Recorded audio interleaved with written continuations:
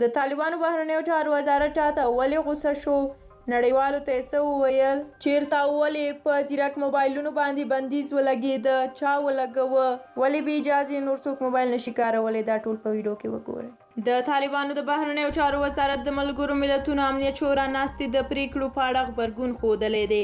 یاد وزارت جمعه د غبرګوني پر 6 په یوې خبرپاڼه کې د افغانستان د بانکدارۍ او مالي سیستم بیا رغول او له افغانانو سره د بشري مرستو په اړه د ملګرو ملتونو د امنیت شورا غړو هیوادونو د پریکړې هرکلی کړی دی او له امریکا یې غوښتي دي چې د افغانستان کنګل شوې شتمنۍ آزاده کړي او هر ډول اقتصادي بندیزونه لرې کړي. ورته مهال د طالبانو د بهرنیو چارو وزارت د افغانو میرمنو د حقونو په اړه د امنیت شورا په اعلامیه کې راغلي اندېښنې له واقعیته لرې بللي دي او د افغانانو د منل شویو دیني او کلتوري لارښوونو په چوکاټ کې د ښځو، ماشومانو او لږکیو د بشري حقونو د تامین په برخه کې پر خپلې ژمنې ټینګار کړی دی. طالبان داسې مهال د ملګرو ملتونو د امنیت شورا له لوري د ښځو د حقونو د نه پلي کېدو دریځ غیر واقعي ګڼي چې تازه هغوی د ټلویزیون ښځینه ویاندویانې اړ کړي دي چې په تلویزیون کې د راڅرګندېدو پر مهال ماسک واچوي.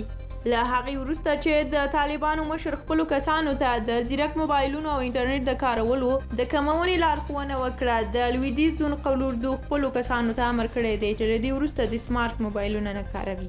د 200 فاروق قول اردو له لوري په رسمي لیک کې چې نن جمعه د غبرګولي پر 6 رسنیو ته رسېدلی دی راغلي دي چې له شنبې وروسته په کنډکونو کې هیڅ طالب نشي کولی ځیرک موبایل وکاروي. په دغه لیک کې راغلي دي د اړتیا پر مهال طالب ځواکونه کولی شي له خپل قومندان څخه له اجازې وروسته ځیرک موبایل وکاروي. تر دې مخکې د طالبانو مشر خپلو کسانو ته د ځیرک موبایلونو او انټرنیټ د کمې کارونې لارښوونه کړې وه. تاسو ټولو ډیره مننه چې د سول افغان یوټیوب چینل ویډیوګانې ګورئ، لایک کوئ. هغه لیدونکو چې تر اوسه سبسکرایب کړی نه دی اوس یې سبسکرایب کړئ تر څو زموږ نورې ویډیوګانې له لاسه ورنه کړئ.